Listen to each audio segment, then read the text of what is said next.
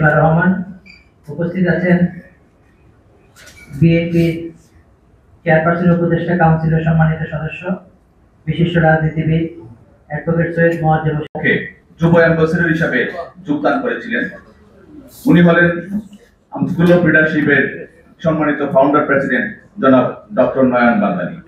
এখন আমরা school of লিডারশিপের founder president doctor Nayan Bangali virtually আমাদের সাথে যুক্ত আছেন, ওনার বক্তব্য শুরু করব। ধন্যবাদ।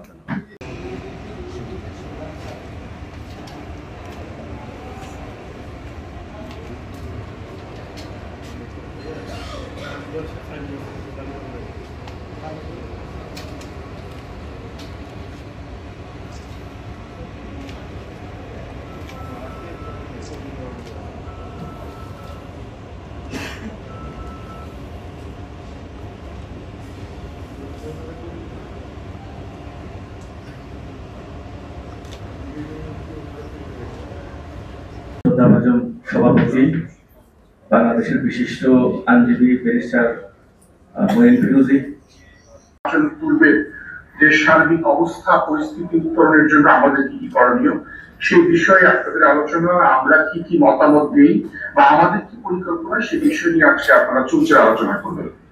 আমাদের মূলত যিনি আজকে মূল প্রবন্ধ উপস্থাপন করবেন সেই বিষয়ে সে আমাদের বক্তব্যগুলো পেশ করবেন, পাশাপাশি আপনাদের বক্তব্যগুলো আমরা সব নথিভুক্ত করবো এবং সেভাবে আমরা কাজ করার প্রচেষ্টা চালাবো। তাই মূল কথা হচ্ছে আমরা কারা আসলে। আমাদের অর্গানাইজেশনের নাম হচ্ছে স্কুল অফ লিডারশিপ। আমরা রাজনৈতিক বিষয়ভিত্তিক কাজ করে থাকি এবং রাজনৈতিক বিষয়ভিত্তিক বলতে আমরা শুধু রাজনীতির সাথে সম্পর্কযুক্ত, আইনের শাসন প্রতিষ্ঠার সাথে সম্পর্কযুক্ত এবং দেশের ন্যায় বিচার প্রতিষ্ঠার জন্য নির্বাচন কতটুকু জরুরি এবং নির্বাচনের পূর্ববর্তী অবস্থান এবং নির্বাচনের পরে রাষ্ট্র কাঠামো কিভাবে চলবে সব বিষয় নিয়ে আমরা আমাদের অল্প সংখ্যক একটি টিম কিছু কাজ করতে চাই। অর্থাৎ কিভাবে কাজ করছি আমরা কাজ করছি, দেখেন আমরা স্কুল পর্যায়ে নৈতিক নেতৃত্ব তৈরির জন্য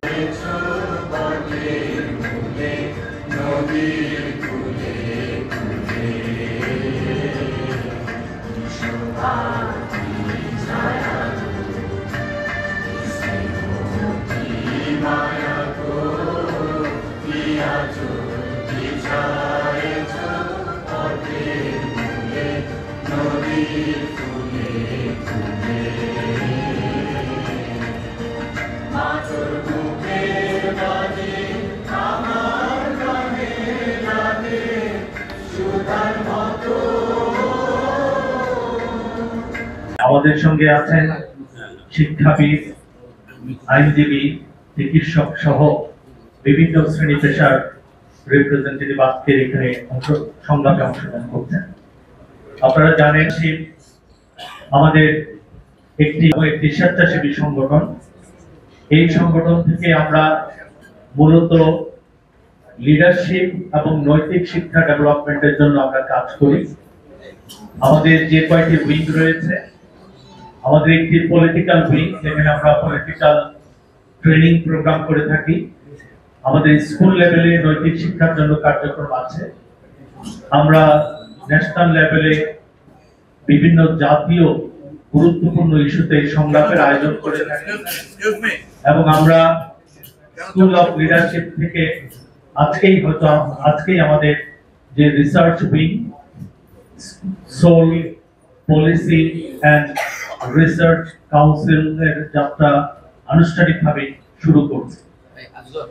আজকের এই সংলাপ একটি গুরুত্বপূর্ণ দেশের একটি গুরুত্বপূর্ণ সময়ে অনুষ্ঠিত হতে যাচ্ছে। আপনারা জানেন যে গত বছরের জুলাই আগস্টে যে আন্দোলন হয়েছিল তার মধ্য দিয়ে একটি স্বৈরাচার ঘটিয়ে আমরা একটি নতুন গণতান্ত্রিক রাষ্ট্রের অভিযাত্রায় আমাদের যাত্রা শুরু হয়েছে। এমনই একটি পরিস্থিতিতে আমাদের দেশের যে বিভিন্ন রাজনৈতিক সংকট, সেই সংকট মোকাবেলা আমাদের রাজনীতিবিদদের আমাদের বিভিন্ন তাদের বাবার বয়সী, তাদের বড় ভাইয়ের বয়সী বিভিন্ন নেতাদের বিরুদ্ধে যে সমস্ত অশালীন বক্তব্য করছে, বক্তব্য রাখছে, সেটা কি আমাদের সমাজের চিহ্ন? আমাদের সমাজে কি ছিল? বড়দেরকে সম্মান করবে, শিক্ষকদের সম্মান করবে, আমাদের সমাজে একটা সহনশীল পর্যায়ে মানুষের পারস্পরিক শ্রদ্ধার বিনিময়ে একটা সমাজ ছিল, যে সমাজটা আজকে শেষ হয়ে গেছে। কাজে আজকে যদি আমরা কথা বলতে চাই, অটোমেটিক্যালি আমাদের কথার মধ্যে কিছু চলে আসে, যেমন যে কথাগুলো আজকে অশালীনভাবে উচ্চারিত হচ্ছে বিভিন্নভাবে, যে তরুণ ছাত্ররা, যে যুবক সমাজ, যে নারী ছাত্রীরা, নারী সমাজ যারা এগিয়ে এসেছিল, সবাই কিন্তু যার যার অঙ্গনে ফিরে গেছে। সেখানে কিন্তু তারা কেউ পাওয়ারকে ধরতে চায় না। কিন্তু 24-এ কি হলো? 24-এ যে জিনিসটা আমরা দেখতে পাচ্ছি বর্তমান মুহূর্তে, সেটা হলো আমরা স্বীকার করব, আমরা অবশ্যই 24-এ যে ছাত্র জনতা, যুবক, যারা সমস্ত জাতি ঐক্যবদ্ধ হয়ে যারা জীবন দিয়েছেন এবং যারা আন্দোলন করেছেন, তাদেরকে আমরা স্যালুট জানাই। কিন্তু একই সঙ্গে বলতে চাই, তোমাদের সঙ্গে পুরো জাতি নেমে এসেছিল।